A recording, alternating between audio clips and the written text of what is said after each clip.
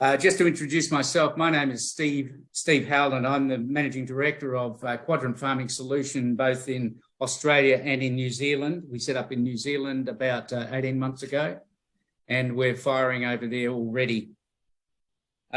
William Scott, he's joined us today as a panelist, and he has been my consultant in using Excellent on farm now for well in excess of 4 years.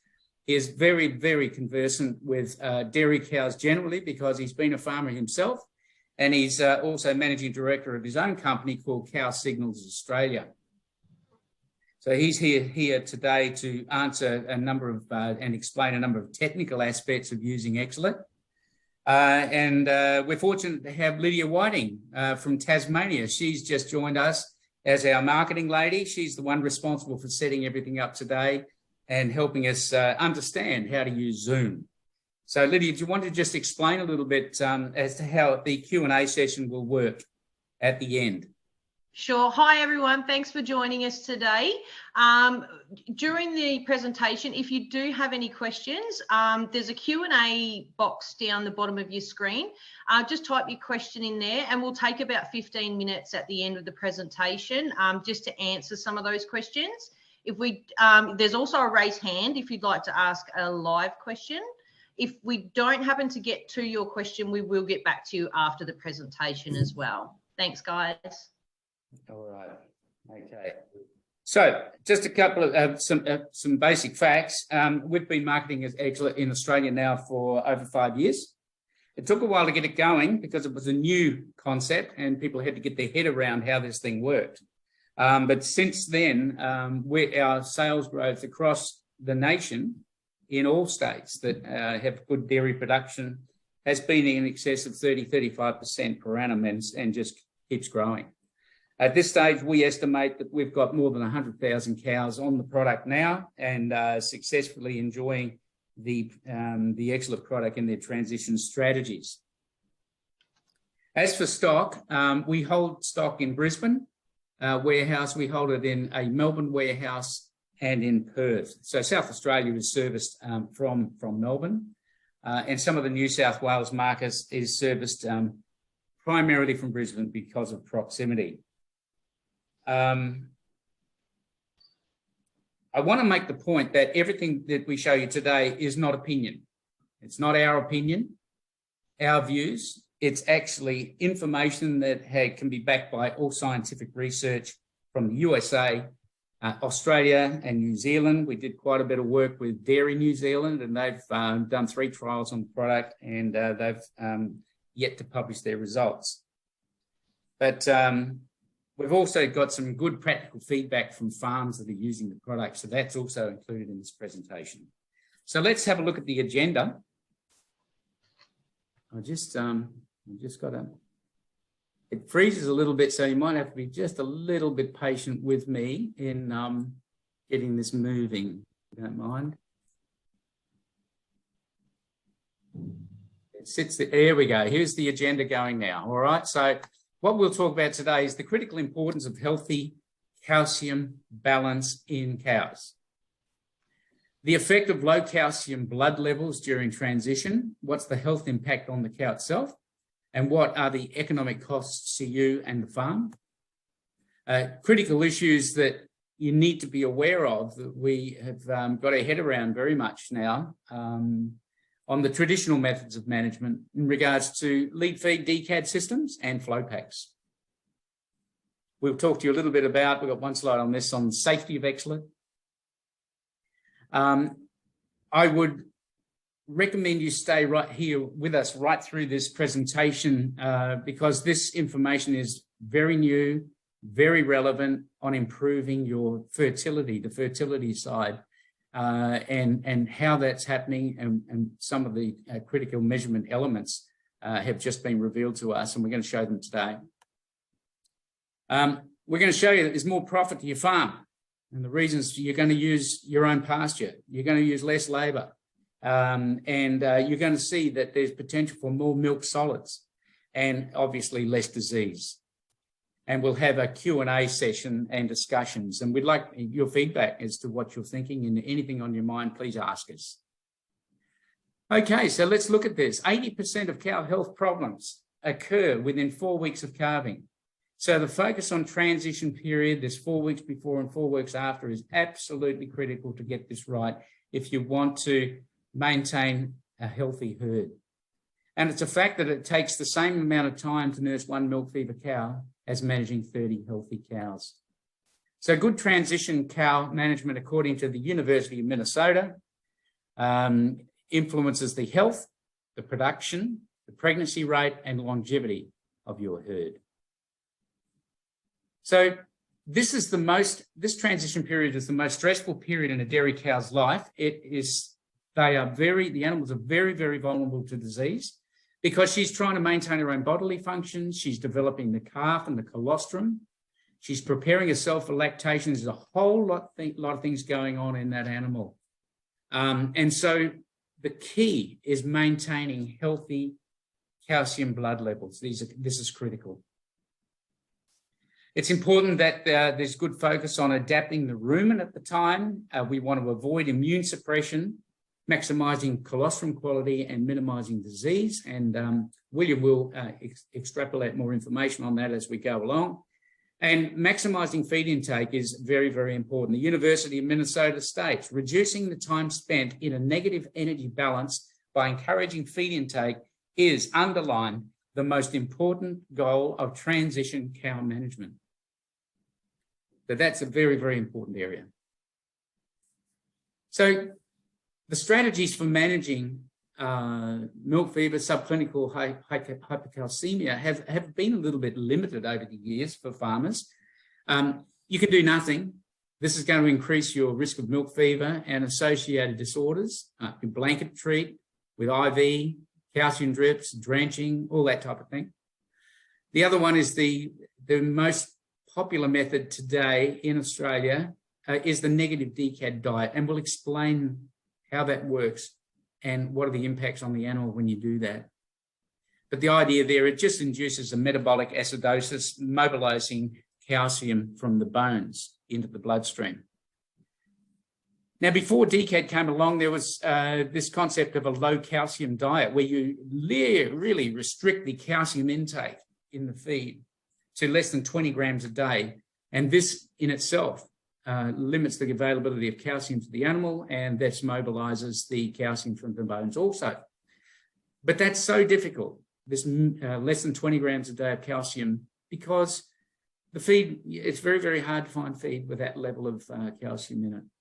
And so what Zelit does, it's a new concept, and it is an alternative approach. And what this does, it basically mimics number 3. It binds calcium in the diet, and the calcium is naturally mobilized as we go along. Anyway, so that's the situation there. Do we need to be worrying about subclinical issues if milk fever rates are low? We get a lot of farmers say to us, oh yeah, but I don't have much milk fever. The question is, how much subclinical milk fever does your herd have? So for every one cow with a clinical case, it's known, and Dairy Australia states this, there's at least 8 cows with subclinical milk fever. So the clinical cases is purely the tip of the iceberg. And here we have the real issue that's costing farms, and that is the subclinical issues that you cannot see. So there could be up to 40% of the herd with subclinical milk fever. So if you look at a farm with 400 cows, and it's got roughly a 5% clinical downer cows, that's 20 cows. That means there's at least 160 of the animals have got subclinical, and they are vulnerable to metabolic diseases affecting profitability on the farm. So this is the situation if you've got a poor transition system in your business. Milk fever, downer cows, it's caused by deficiency in calcium. 1 in 20 clinical cases will die, and the lifespan reduced by at least 3 years. And you can expect 15%, at least 15% lower milk production with downer cows. You've got an increased incidence of mastitis by 7. increased risk of retained membranes by 3, metritis by 4, lower milk production, left-placed abomasums 4, ketosis, at least 5 times the risk of ketosis, low magnesium, breast tetany, and you've got potentially fertility issues. Now, this information I'm putting in front of you now is from Journal of Dairy Science in the United States by Rodriguez, his research in 2017. So there's reduced immune and muscle function when the calcium levels go too low. Subclinical cows also are impacted, but not obviously by going down. So you can't see that the animal has got subclinical issues. So let's look at the importance of the calcium itself in the animal.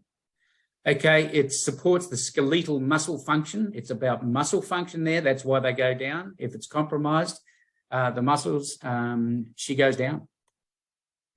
It affects the function and the motility of the rumen. It affects the expulsion of the placenta. And, you know, even the teat sphincters contract because they're a muscle. And if these don't contract, bacteria can get in and you've got mastitis. So it's so important to keep her calcium levels at healthy levels. And so, Will, would you like to comment on the immune cell activation, how important that is? Yeah, we have these antibodies called neutrophils. Now, neutrophils' job is basically to get to the point of infection quickly as possible, so to be able to knock the bacteria out once they've got into the body. Now, one of the things that they've discovered was if you have low blood calcium, basically you produce very poor quality neutrophils, and they describe this as non-sticky neutrophils. So they'll often go past the point of infection.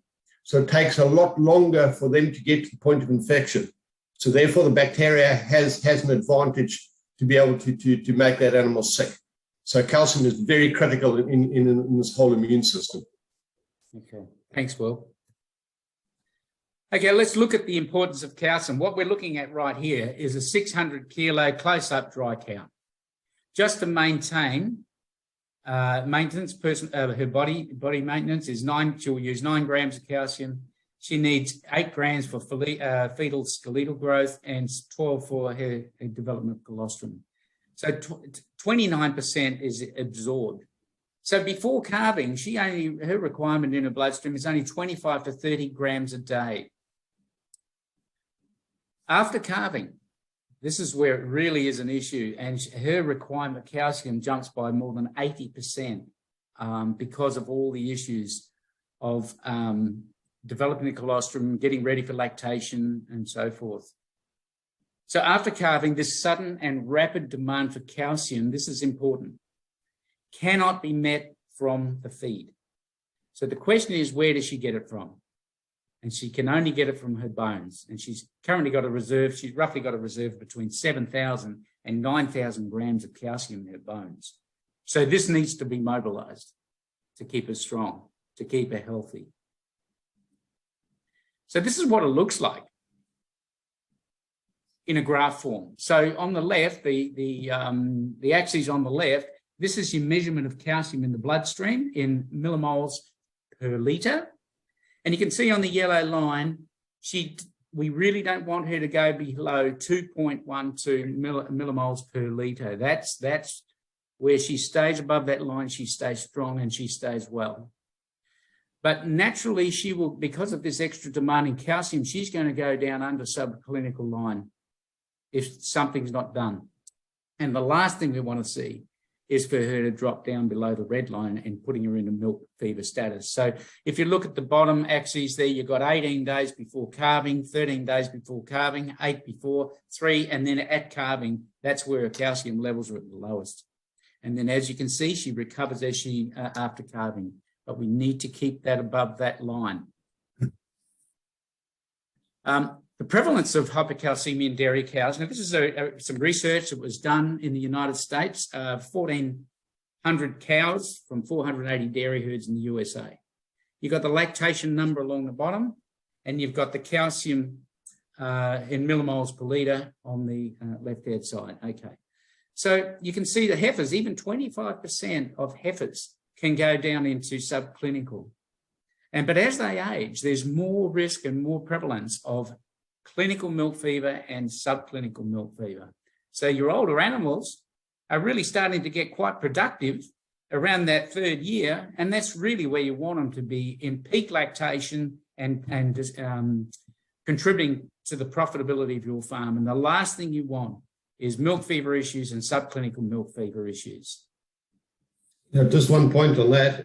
If those heifers, if 25% of the heifers are falling into a subclinical range, the question often gets asked, do I use transition feeding on heifers? And I think that sort of answers that question. Yes, if 25% of them are subclinical, it would pay to do a proper transition.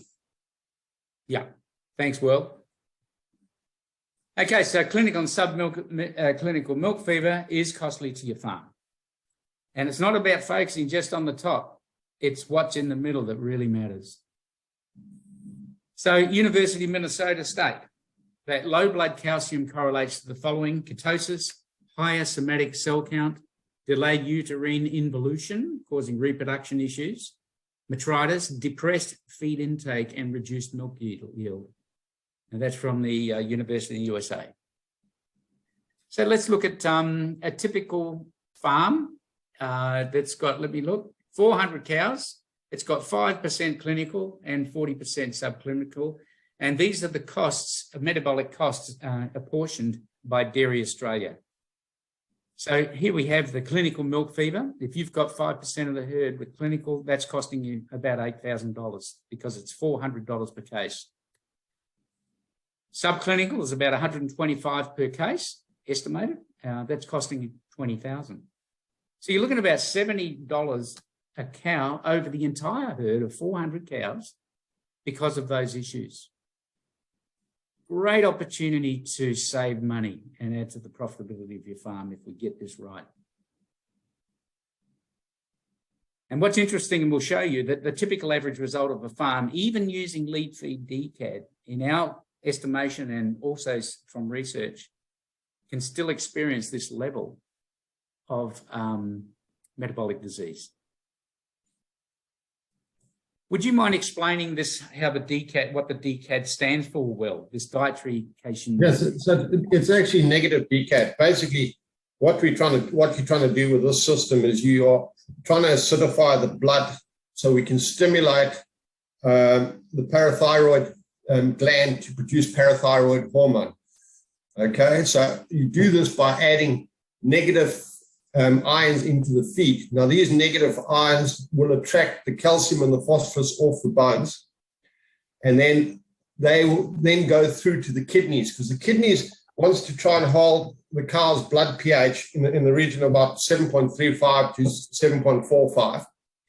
So they will take that calcium and phosphorus to neutralize that bloodstream again. So this is what the kidneys are doing the whole time. And in this process, calcium is randomly being stripped off the bones of the skeleton. Now, if you saw on that previous slide, Steve said there were 7,000 to 9,000 grams of calcium there. But not all of that can be mobilized, otherwise the cow wouldn't have a skeleton. So we've only got so much that can be mobilized. So this system can be a little bit of a problematic in the fact that if we are mining too much of these minerals out here, two things can happen. One, we can open the cow up to low or poor calcium balance in later lactations, and basically they get culled out of the herd because they'll have sluggish teeth ends closing up there. They end up with mastitis and they get flicked out of the herd. So I think I don't think we need to make it more complicated than that. So basically, the next slide, Steve. Yep. It's in simple terms, it's actually an equation of positive ions versus negative ions, and we want to be on the negative side. Now, there's some problems in this because, and this is why ryegrass is a problem, because ryegrass is a very efficient feeder, and it picks up a lot of potassium. So you would know with a negative DCAD diet that you have to restrict your grass, because that potassium will normalize that blood pH. Now, this is a bit of an elephant in the room that people don't like to, and especially in Australia because it's a hot climate. Potassium to a cow is exactly the same as salt is to us. It's the mineral they require to keep themselves cool. Now, if we're restricting that in their diet, this will cause extra heat stress on that animal. The other problem is these negative ions are very extremely bitter. So this is why it's quite difficult to get these cows to get sufficient intake in this. Okay, Steve. So basically what we're looking at is we're looking at a system where you've got a decad thing, formulation. We have to measure how much potassium is in the grass, in the hay, in the silage, and often what people forget is to check the water supply. Because we've seen this actually in Mount Gambier area and also in south of Perth. They've had problems with high calcium in the water supply. So this has just been neutralizing their decad effectiveness. Okay. So the question is, do you know what the outcome is going to be? So we're not here rubbishing decad. It's been here for over 20 years. But what we are saying, these are some of the considerations to think about in using a decad system, okay? If you really want to get it right. It works if it's managed well. So to be confident, each different feed source should be tested for decad equation to be truly accurate. And you want to talk on the pH just briefly, Will? Yeah, well, so basically you acidifying this thing, you're taking these cows down to, well, sometimes below 5 point. Obviously has health consequences, which we'll show you just now on another table. Okay. Urine testing is important for true accuracy. Question is, those that are using lead feeds at the moment, how often are you testing for urine? Okay, so this picture here is from a trial from the US, from Kansas, where they were looking at decad versus excellent. Excellent, there's the pH down the side there. The excellents are the green dots. With excellent, we're not trying to acidify the bloodstream. Okay, we are looking for a reaction that happens in the rumen, and excellent does not affect anything in the bloodstream. Does not affect pH in the bloodstream. Now, these red dots are the urine tests for the cows are on the negative decad. Now, the thing to look at, where you've got this yellow normal pH line, you notice there's 3 above it. So in other words, that decad diet is having no effect on those 3 animals. The ones that are below the 6 line, all those red dots below, they are being over-acidified. Now, when we over-acidify a cow, she will go off her feed. And this has often been associated, this is where we have this association between negative decad diets with over-acidification and LDH, because sometimes we're getting cows that stop eating, empty rumen, and then we have the LDA develop. So that's the other thing is to look at that variation across that, and that is in a very controlled environment. This trial was done in. Yeah. All good, David? All good? Yeah, just one more thing about the glutamine. What actually happens is these animals with this low pH, they are really trying to hammer the calcium and phosphorus out of the skeleton, okay, to try and neutralize that pH. So you are, in that case, you are overmining the skeleton. Okay. So do you want to explain? So you got situation. If you got extreme decad, it's saying basically if you're feeding more anionic supplement, it's going to cost you more. And there's more work associated with monitoring the urine pH. Often you'll get unexplainable problems and it's as a result of extreme decad, but the farmer doesn't even know about it. And you've already said they consume less feed, but would you mind just expanding on that glutamine deficit? I think that's really important, Will. So what actually happens is basically if you're too negative with your decad, you will actually mine all the bioavailable stuff from the skeleton out. Then the kidneys are really having a problem because they have to now turn to glutamine, to use glutamine as the buffer. pH. Is very important in the economics because it is responsible for producing milk protein. So if you have a glutamine deficient cow, she's not going to produce a lot of milk protein. Okay. So how extreme is the DCAD, your DCAD? So issues when considering using the DCAD method. Garrett Otzel, a well-known researcher at the University of Wisconsin, has researched and says that greater than 50% of second lactation cows, even using anionic salts, can have an incidence of subclinical milk fever. The DCAD method requires the active and regular checks of pH. The DCAD diet should be customised really to individual farms and their ingredients to be really effective. You're going to manage it well. If you feed it, this is by, you want to comment on this Ian Lean's study? Yes, basically what's happening here is if you feed DCAD for more than 28 days, basically these cows you would have mined up all the calcium and phosphorus out of the bones that were available, and basically they will probably develop milk fever because they are deficient in calcium and phosphorus. Okay, that was from Ian Lean. Yep. DCAD salts, as you all know, are bitter and unpalatable and often is rejected, these pellets and so forth.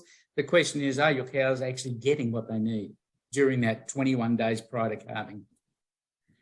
And so according to Charbonneau in 2006, that the intake of food can be reduced by up to 11%, dry matter intake with a DCAD. And you want to fully feed the cows. And you need to restrict that pasture and legumes, as we stated. So, summary. Will? Okay, so they know that low diets, lower dry matter intake. Okay. High calcium approach that people are talking about, basically, this actually interferes with the parathyroid gland and the hormone. And basically those cows, when you increase the calcium to that high rate, they actually drops their dry matter intake. Now, from a meta-analysis that was done by Dr. Ian Lane in the last couple of years, they discovered that heifers on negative DCAD diets produce less milk. In other words, 1.28 litres down per day. Yet the cows produce more milk at 1.1 litres a day. So you can work it out yourself. You know, what is the advantage? There's still an advantage in feeding negative DCAD, but it's not as great as people think it is. But you've got to remember that we've got to also transition those heifers because we know that 25% of them could be going down could have subclinical hypercalcemia. And basically, this monitoring of urine pH is actually quite a critical thing because you have to test these cows within a certain period of time after they've eaten that diet, because the kidneys will be buffering that acid out of the bloodstream. So you've only got a certain period of time when you can test that urine pH. So generally what they do overseas is they will get a subgroup out of the transition cows. So a group of 10 cows that they bring in every day and they test within that period of time. So, you know, on large herds, you know, how accurate is it? Have you, which cows have you selected? Okay. Okay. So here we see down a cow being treated with an IV. And it's unnecessary for cows with no clinical signs. So you can expand on this one, Will, please. Okay, so what actually happens? This is what happens to a cow when you put an IV calcium boroglutamate drip into a cow. As you can see, we've got a cow goes down at the hours after treatment on the bottom line there. We've got a 0 there. The red line is the clinical milk fever line. Okay, we put it in there, and within possibly half an hour to an hour, that cow's blood calcium goes up to such a level as near cardiac arrest. And that's why you see people often using a stethoscope when they're doing an IV, because they're listening to the heart rate, because they know that if you push it in too fast, you can actually kill the cow. But then what happens after about 5 hours, the cow goes back to that back to the clinical milk fever line, and then it actually drops below it. Because what you've actually done, in effect, you actually have switched off the parathyroid gland from producing parathyroid hormone. Now, this has now put this animal into a subclinical hypercalcemia thing. Now, we'll explain to you later, these cows often will stay at this level for several days. So the question is, they've discovered there's actually a negative effect, overall negative effect by using an IV. Yes, you've kept your cow alive, but generally she will have all these other problems from ketosis through to poor fertility later on. Now, the other thing is, the question is, in this case, what would actually be preferable? Because a lot of farmers say, well, the second day I'll go and put another drip in it and all that. Once your animal can swallow, you are better off to either use a bolus or to use a drench if she can swallow. So sometimes, as soon as you put that into that cow, maybe you shouldn't be using a full drip. If that cow can swallow, maybe you should be putting it orally down her throat. Is a far better effect, because it is much more gentle on absorption rate. We don't get these extremes. Okay. So here we have a typical transition paddock using a DCAD system. The animals tend to be just walking around in either dirt or mud. The feed there is very, very low energy feed. And we're limiting the high potassium, calcium pastures and legume as a result. So we're saying that, so dirty cows, they're in the muddy calving area, but, the potential for disease. And the other thing too is how much of that feed that's brought in for the animals is actually wasted because they're walking on it, they're laying on it. We've read that you could be losing about between 30 and 40% of your feed as a result of the animals just laying on it and not eating it. So now we're going to talk about the Excelit product. It's effective and it's simple. It's a new approach to transition feeding. So how does it work? We'll just play a little video for you. Smart farmers around the world know that the welfare of their animals impacts their bottom line over both the short and long term. Excelit is a unique natural solution that was developed from years of research to eliminate the detrimental consequences of calcium deficiency. In the case of transitioning cows, the large amount of calcium they use to produce colostrum leaves them prone to calcium deficiency and milk fever. This can cause their muscle functions and immune system to weaken, bringing on a cascade of other problems that can be very costly in the long run.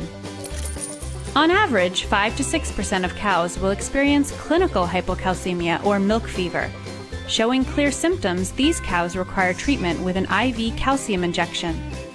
Unfortunately, by this point, the cow has already lost a lot of its production capacity, and the negative impact of the low calcium level will follow her the entire lactation. Subclinical hypocalcemia, on the other hand, affects approximately 50% of dairy cows and is rarely diagnosed because there are seldom visible signs. Left untreated, cows are susceptible to lower milk yields and a higher rate of metabolic diseases, all of which negatively impact productivity. Excelit is a smart and effective way of preventing both full-blown milk fever and subclinical hypocalcemia. To use Excelit, simply add to the cow's feed during the last 2 weeks of the dry period. Excelit binds calcium from the feed, inhibiting calcium absorption and triggering the cow's natural hormonal system. This in turn activates her ability to mobilize calcium from her bones and maintain a sufficient calcium level at calving, at which time Excelit is simply removed from the feed. The results are impressive, with Excelit achieving 85% efficiency in practical farming environments without any negative side effects. We believe that Zelit offers the best solution for transitioning cows in both terms of productivity and animal welfare. Benefits include much smoother and faster calvings, lower rates of metabolic diseases, higher milk yields, a higher lifetime performance, and stronger bottom lines. Find your dealer and learn more at Zelit.com. So let's look at this this chart here, and we'll go back to the Zelit formulation is specifically designed in pellet form or in a ration or however. You don't have to worry about the grass. You don't have to worry about the hay, silage, or water, because it's not an acidifying process. It's a binding process. And this is the beautiful thing about there's no need to formulate the balanced diet and test it, and also use home grown feed, which improves your profitability. Steve, just one point on that, on that slide. Basically, there is one sort of area. Excellent. It reacts with the calcium in the rumen. The one thing we do have to be careful of is not to have excess calcium coming into that diet, like putting limestone into that transition diet, because if you overload.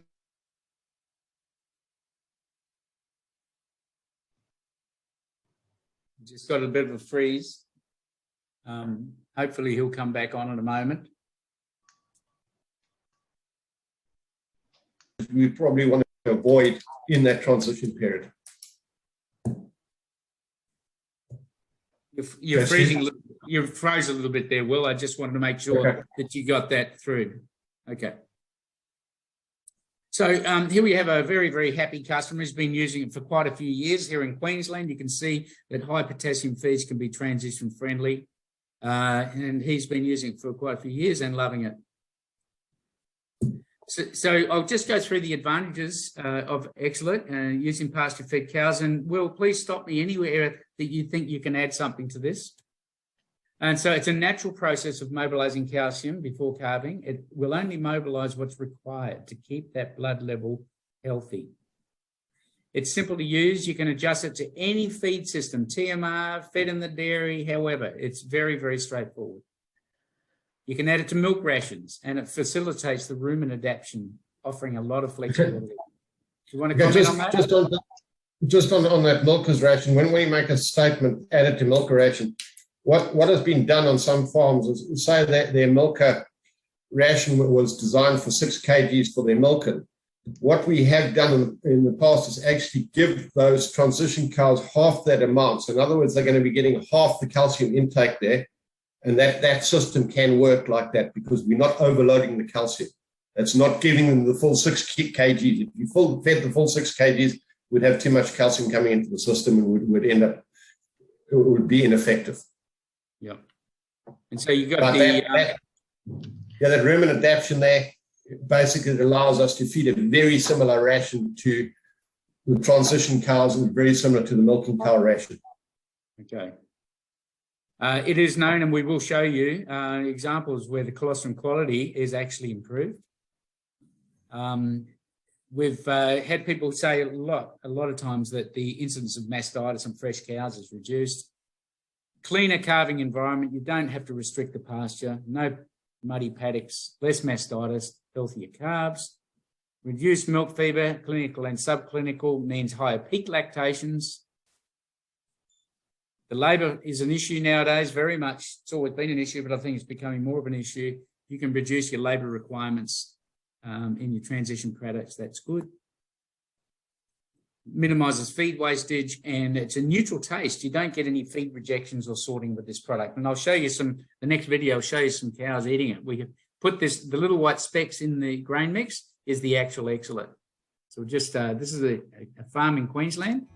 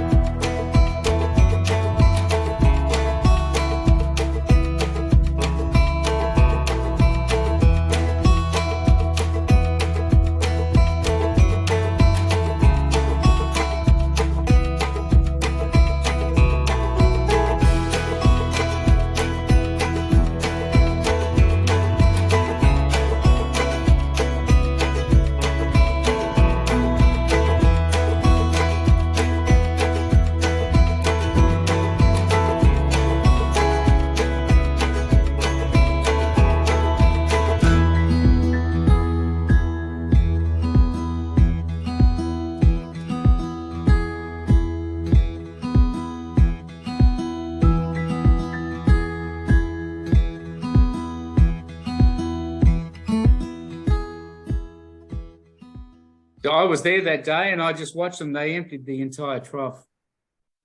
Would you like to just talk a little bit about the quality issues with colostrum, William? Okay, this is a farmer down in South Gippsland, and she's a stud breeder, so she always, her calves are valuable to her, so she's always using a fractometer to do her readings on her colostrum, see the quality, and we just jotted down these figures when she was using a negative decat thing, and her average on the refractometer was 21.3, which you can see on that blue, on the graph there. The red line is obviously the ideal. The 22 is your target. You want to be above it.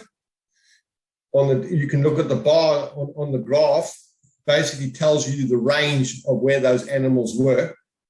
She then went across and did excellent. And basically, this is her finding, that she found that all of those animals had a colostrum quality above 22. So this is quite an interesting thing. She did this on her own, and it actually is quite amazing that this is the case, because this is a really good indication of cow immunity. Then what happened is Cornell University did a trial there, and they found a couple of things. The graph on the left here is the volume of colostrum yield, okay? The con is the control, and the EXP is the excellent.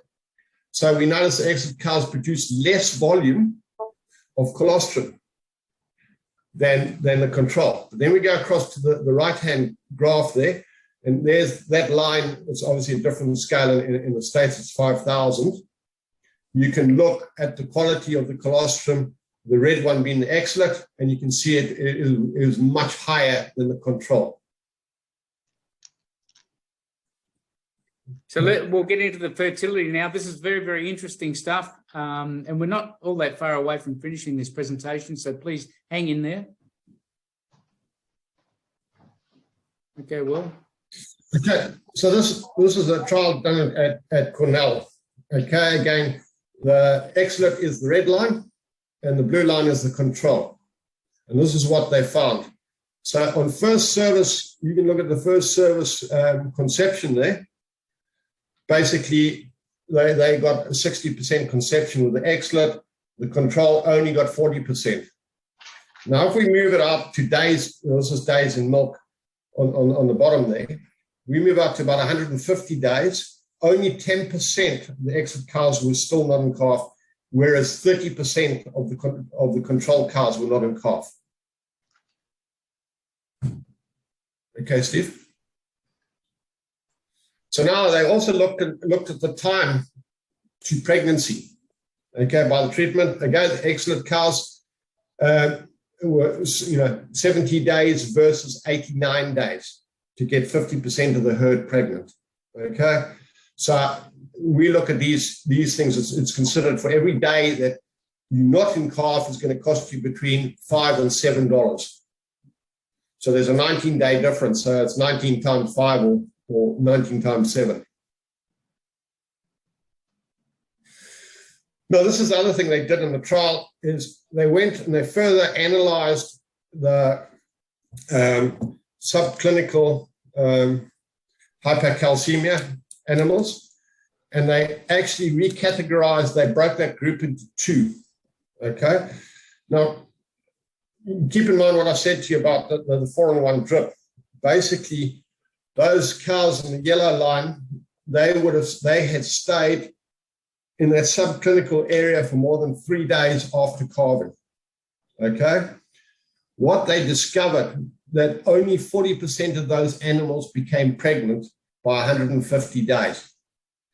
Whereas the other ones that were only temporarily subclinical hypercalcemia, 85% of them were pregnant by 150 days. And obviously the no subclinical, these are the cows that weren't affected by it at all.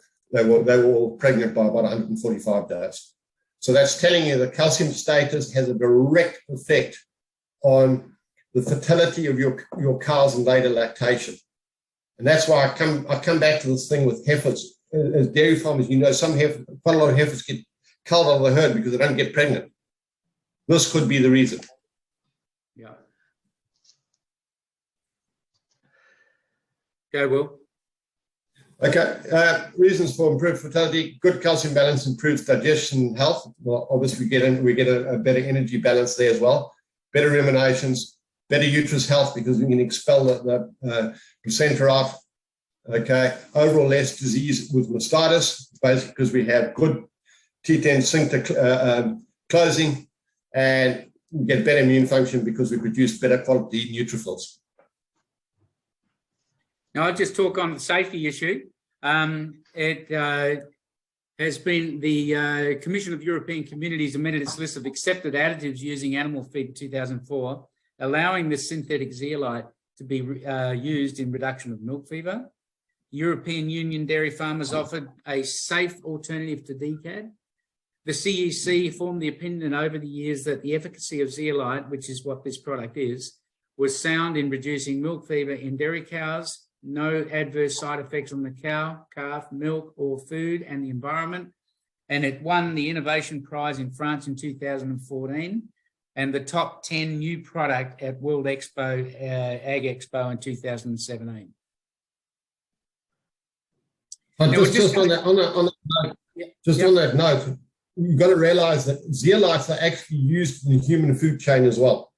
So that's why these things are actually produced in a laboratory for to have different effects. We use it in coffee. That's what keeps the coffee granules apart, stops them connecting to each other. Yeah. So that's what zeolites are used in a lot of ways. So and the fact is, we've seen some people make comments that because it's sodium aluminium silicate, which is actually the same as a clay particle. That's what it is when it comes into the cup. It then reacts with the calcium and becomes a calcium product, which they actually use in horticulture. So it doesn't have any negative effect after it's passed through that cow. Basically, it's just the same as a clay particle in the paddock once it's passed through. And it's not entering the bloodstream. So some people made some crazy ideas that your cow's all going to develop dementia and not know where the dairy is. None of that is possible. Okay, next. I said this is just a bit of Australian research that we did, and I'll get you to speak through this one too, Will. This is a robotic dairy farm in the Lockyer Valley in Queensland. Yep. Okay, so what happens? We did this trial as a proof of concept. Okay, so this was a 180 cow herd. We split them. They were produced over 10,000 litres. We matched the cows up according to lactation, milk production, age. All of these things were put in there to get the two groups to be as equal as possible. This is a free movement robot farm. The cows could go and get feed anytime they want. They could walk into the robot anytime they want. So it was just free traffic. Okay. And they were housed in the compost farm.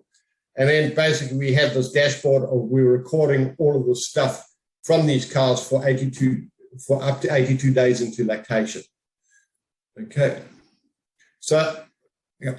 So what we had, this was actually, this particular farm didn't have a milk fever problem. They were feeding a negative DCAD product from the States, which is called Biochlor. The dosage rate of that is 750 grams a cow a day and duration of 3 weeks. Versus we were using Exlet for 2 weeks with a dose rate of 500 grams. Okay, yep.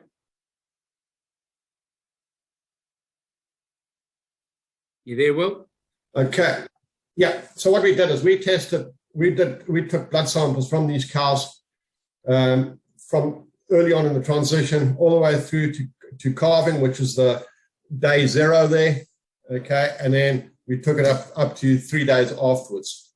The Exlet line there is the blue line, and the Biochlor line is the red one. There we have the subclinical line there. You can see some of the Biochlor cows did drop below into the subclinical area, but not necessarily for a long enough time to be a problem, whereas none of the Exlet cows went into that area. Okay. Magnesium. Magnesium.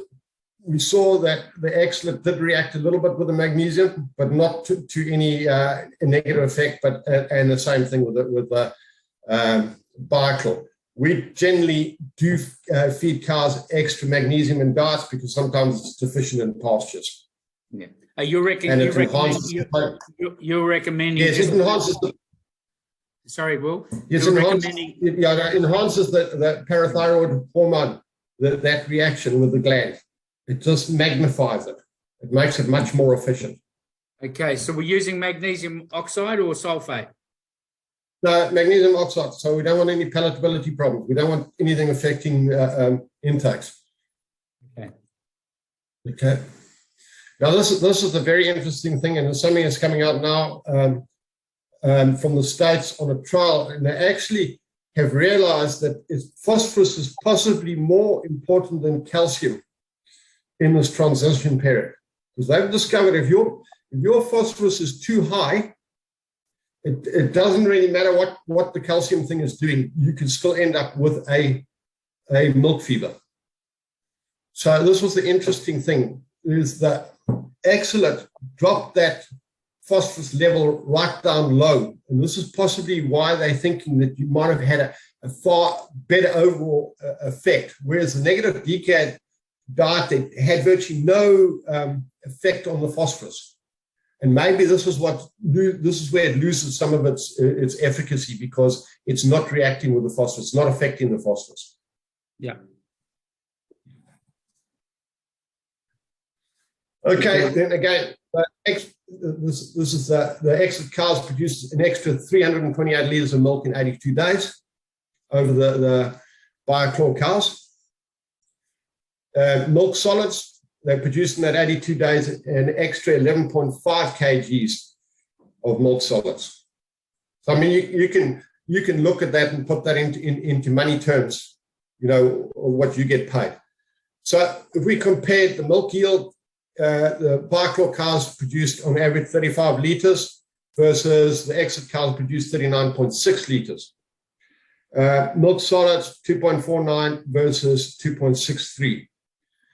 Now, the other thing we found out, because we had collars on these cows, we found that the Zelit cows had a far higher rumination rate. Now, this could explain a lot of things. If we get a higher rumination rate, we're going to have, the cows are going to be taking a lot more saliva down into the rumen, which is going to buffer the rumen. So you might end up with a slightly healthier rumen. Okay. The Zelit cows went to the robots more often than the decad cows. So maybe this is because they had extra milk on board, or maybe they felt healthier, so they were more energetic. There was no real, when it came to the heifers, there was no real difference in the milk yield with the heifers, okay?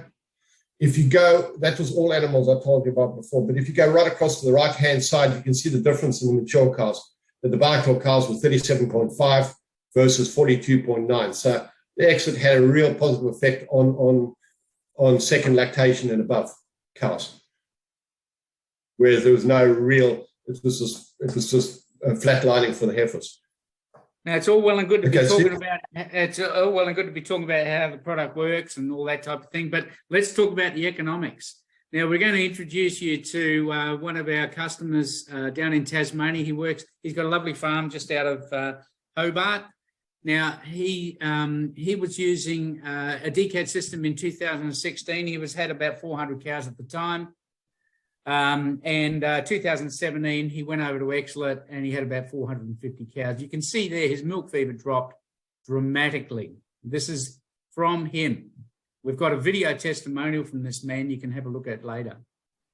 His subclinical rates dropped from 360 to 8. That's based on the multiple effect that we've already talked about. His total metabolic cost was costing him about 116,000, nearly 117. And his overall cost with using Zelit went to about 23,000. This is from him. His cost of feed, if we just look at the cost of feed, it was paying more for the Zelit product, and this is what you're going to get. Yeah, per ton, the Zelit's this and decad's that and all that, but you've got to look at the payback that you get by paying a bit more for a product. So he had a net gain in his farm of about 90,000. And this man loves the product, will not stop using the product. He actually puts it into a pellet form. Now, you can actually do your own calculation on your own farm by going to the exlet.com.au and there's a calculator. You literally just follow the buttons and click the Exlet dollar return calculator, and you can put your own numbers in, how many cows you got, all the issues that you've experienced, and you can calculate the economic impact on your personal farm by putting in these numbers. And we're happy to talk to you through that calculator after this webinar if you're interested to be shown around how to use that calculator and work on your farm specifically. So on this calculator, when they worked this out in Europe, what they did, they had to obviously make some assumptions, but all the assumptions in this calculator are made on all the research work, what actually happened on different research trials. So there must be probably close on nearly 40 trials that have been done on Exlet worldwide. So all of these assumptions that go into that program have come from those trials. They're not just made up. You can actually, when you go into the calculator, you can go in and it actually shows you the scientific papers that these things are based off. Now, if one of the things is, if Lydia's got your email addresses, she could probably email that link to you directly to the calculator. Okay, thanks, Will. So these are the testimonials. We won't spend time on these, but we're going to, we're happy to share these testimonials. There's 3 farmers on pasture farms in Tasmania with really good videos and testimonials from the farmers themselves about using Exlet on their farm. And so we're at the thank you and questions and comments, please. We're finished. So let's go to the Q&A section, Lydia. Okay, so we have already got a few questions from Becky. She's asked some really important questions. If anybody else wants to ask anything, just pop it in the Q&A box at the bottom. I'll just go through a few of Becky's questions first. Well, we've probably covered this. She's asked, how does it taste to the cow?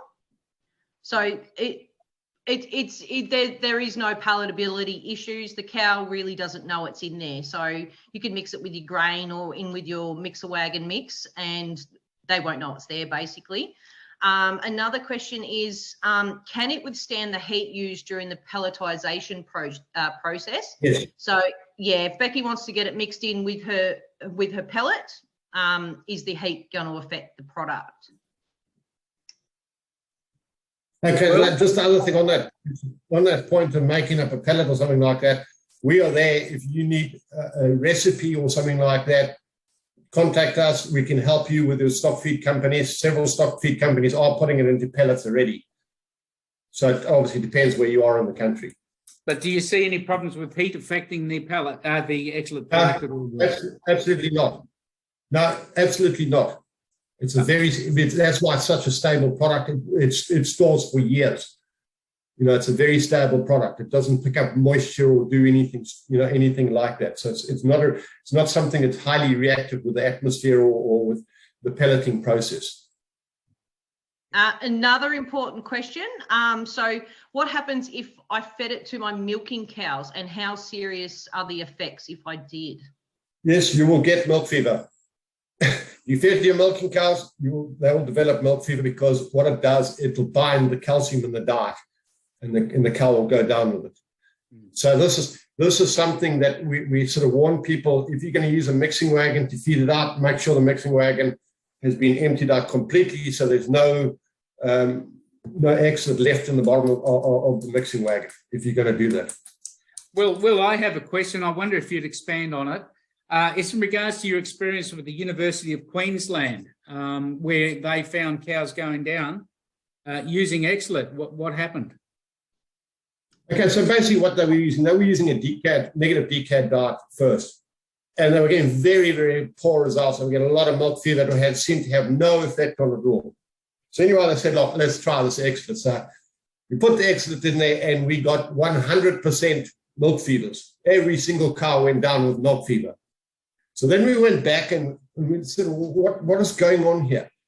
So we went and looked and asked him and said, the story with your heifers growing to the right weight? And we looked at these heifers, and they were short, fat heifers. Yes, they were reaching the weight, but they had very short bones on them. And what we discovered that basically these animals had insufficient calcium and phosphorus right the way through their lives, and they didn't have virtually no lime or phosphorus in their milker's ration. So basically, it comes back to this: how much available calcium and phosphorus there is in the skeleton. These things had no reserves. So as soon as we put the Excellent in there, any calcium that was in that feed, it knocked it out. These cows had no calcium to draw off because it wasn't in their skeletons anymore. Now, we've seen a similar process with cows that are fed brassicas, because brassicas are very, very poor on calcium and phosphorus. So you really want to be able to feed your dry cows a bit of calcium and phosphorus during that dry period, because this is what you build. This is how you build up these reserves. Because we see exactly the same thing we see with negative decay. Now, if you don't rebuild those reserves up, you will have problems on the next lactation. So that, either which way you go, you're going to still have that same effect. So what we did at the university, we just pushed up the lime levels into the lactating cows and into the young stock, and the problem has resolved itself totally. There's no longer any problem. They no longer have any milk fever. Yeah. So those are sort of things. And the same thing can be said for those people feeding their transition cows high calcium diets, like feeding lucerne or adding extra calcium into those diets. It actually will backfire on you, because we know exactly how much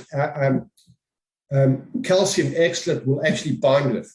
We know that. We can actually calculate. And that's why I say, if you need some help with rations or asking questions, please feel free to approach us on an individual basis, and we can help you through those things and troubleshoot them. If the Excellent's not working well, please contact us so we can troubleshoot it. Thanks, another important question, guys. This is one I think we get a lot.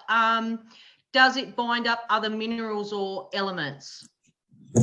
No, in the calculator, you'll find there's some research papers in there where they tested this, and they looked for things like zinc and copper and all these things to get binding with. No, it doesn't. The whole success of the zeolite is it's actually designed to react with calcium and phosphorus. That's what it's designed to do. So when you make it a zeolite, it's made in a chamber that's got heat and pressure, and it gives it certain characteristics. So its valency, it reacts with the valency of calcium and phosphorus, because they are more reactive. And that same thing applies in the soil. Calcium and phosphorus are far more reactive in the soil than, say, zinc or copper or any of those things are. So no, it has no effect on them at all. So we do recommend that they just boost the magnesium oxide, because there is a little bit of binding goes on there, doesn't it, Will? Yeah, very, very minor, but it's more. It's even on negative decay diets, we would recommend using a magnesium oxide in there, because it just magnifies the approach. It magnifies the reaction of getting that parathyroid hormone to release that, get that hormone released and get it active. It actually can speed up the process, makes it more efficient. Thanks, Will. Okay, another one, guys. How has it been calculated how much Excellent they need? For example, would it depend on how much calcium they're absorbing? Yes, to a certain extent. So basically, we want to make sure we've got about between 25 and 30 grams going in through the feed to that cow, because that's what she needs for her maintenance, produce colostrum and develop the fetus. Okay. We also know that maximum dose per cow per day is 500 grams. Okay, we don't want to go above it, because otherwise what happens is we lock up too much calcium, and basically you will stop the rumen, because that calcium is required for the rumen to work and for all the muscles to contract and all that. So we don't want to go above the 500. If we go and looked at a ration and we could produce a fairly low calcium ration, we could probably reduce the dosage rate back to about 400 grams. Now, we've done this on one farm in Tasmania where they are basically on beach sand. So we don't have a lot of calcium coming in via the feed. So the challenge is not that great there, and we were able to reduce it reduce the dosage rate back a bit. But then saying that that particular person now has turned around and said, no, he feels far safer just sticking with the 500 grams. So yes, you can play around a little bit. I wouldn't be going below the 400 grams because there's too many, you start to come into an area where there's too many chances that something else could affect it. Like, animals might get to some other feed or feeds have different calcium levels and all of that in there. So that's why they work without 500 grams. Feeding more than 500 grams, you will start running into trouble because you will start closing down the rumen and all bodily functions in the animal. Great. So another one, guys. What diet should they be on when using Excelit, and how long do you feed it? Okay, so basically this stimulation of the parathyroid gland can take anywhere from the region of about 7 to 10 days is sort of area that it would react to. Okay, some cows are fast. All cows are individual, so all cows will behave slightly differently to it. All the original trial work was done on 10 days, but generally we say 14 days is just a safe bet because cows can calve anywhere within it. They can calve 10 days early or 10 days late. Okay, so that's basically why 14 days was picked for that reason. Sorry, and the next part of the question? So what diet should they be on while using Excelit? So basically we want a diet that's going to be very similar to their milking diet. In other words, the same grains, probably the same protein meal, because all the same systems require. We want protein meal in that transition thing.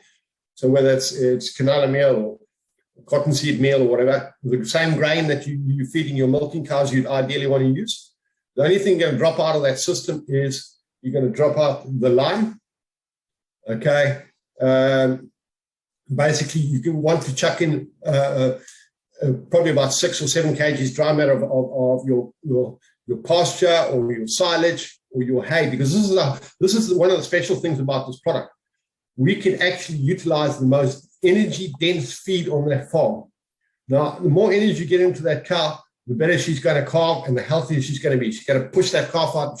Her muscles are good. She's going to push that calf out quickly.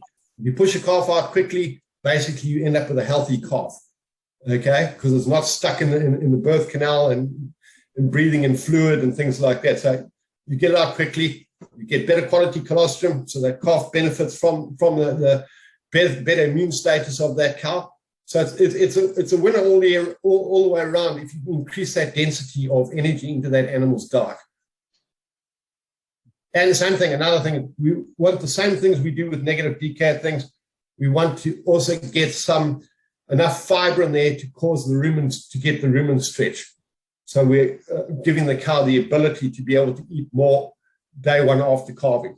So all of those things, and obviously the bacterial adaptations, that's why I say we want the same feed we're going to feed the milkers, basically. We want that very close to that. So those bacterial populations get set up. I think one last question there. So what effect does it have on dry matter intake pre-calving? Well, we got one farm that we've got a very big farm that we've got a lot of figures on. They were feeding an American negative decay diet. When they put them onto Excelit, their dry matter intake went up by 4 kilos. So basically, if it's fed at the right rate, no, it shouldn't affect it. But the other interesting thing is you can change that dry matter intake by feeding energy dense feeds. So in that case, you will increase your dry matter intake because you will have more digestible feeds that will have a quicker passage rate through the cow. So your dry matter intake, if you've got the right feed, will probably go up, not down. Great. That's about all we've got at the moment, guys. If anyone does have any questions they'd like to ask after the webinar, just flick us an email or give us a call. Yes. Well, thanks, Will. Thank you, Lydia, and thank you, participants. We really appreciate that. Actually, it looks to me like everybody has sat through the entire presentation and hasn't dropped out. So obviously it was informative enough. And we are available anytime. Phone call me, call Lydia or whatever you want. And we're happy to help you if you want to start using Excelit on your farm. But That's thank you probably a good again. thing to mention too, Steve, is that we Yeah. do offer full product and nutritional support. That's correct. That's correct. So it's not just a case of sending product to you and hoping it works. We will talk you through exactly how to use it on your farm specifically, no matter what size farm we're talking about. So again, thank you very much, everyone. And this is being recorded. So if anybody wants a copy of the recording, they can ask us for it. But also, I blocked out the testimonial videos because it would have taken too long in the whole presentation. So these testimonial videos are available to you, and we're happy to send you the link. Okay, that's it. Thanks, everyone. Appreciate it. Good Thanks, luck. guys. Bye-bye.